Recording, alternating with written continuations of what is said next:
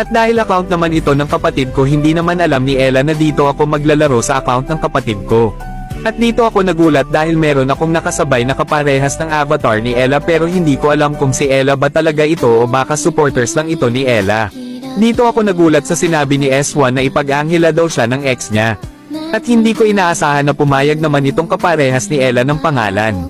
At agad naman dito ginamit ng kaparehas ni Ella ng pangalan si Angela, at sinasabi dito ni S1 na namiss daw niya ang Angela nitong kaparehas ng pangalan ni Ella.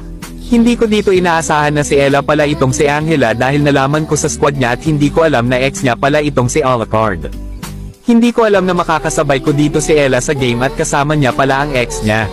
At dito sinasabi ng ex ni Ella na samahan lang daw siya ni Ella. Nagulat ako dito sa sinabi ni Ella sa ex niya na palagi naman daw ni Ella sinasamahan itong ex niya noon pa. Hindi ko dito inaasahan ang sasabihin ng ex ni Ella na in love daw siya kapag nag-anghela daw si Ella. At dito nagulat ako sa sinabi ni Ella sa ex niya na pinagpalit daw si Ella ng ex niya kay Bea. At dito gusto ng ex ni Ella na patawarin daw siya ni Ella at hindi daw mawala sa isip nitong ex niya si Ella. Hindi ko dito inaasahan ang sasabihin ni Ella sa ex niya na malakas daw sana itong ex niya pero hindi naman daw loyal sa kanya.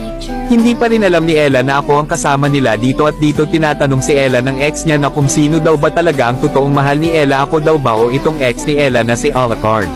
Hindi ko dito inaasahan na hindi kayang sagutin ni Ella ang tanong ng ex niya dahil daw parehas daw kami minahal ni Ella. Dahil nasasaktan ako sa nakikita ko dito, nasabihan ko dito si Ella na alam ko naman na mahal pa ni Ella itong ex niya.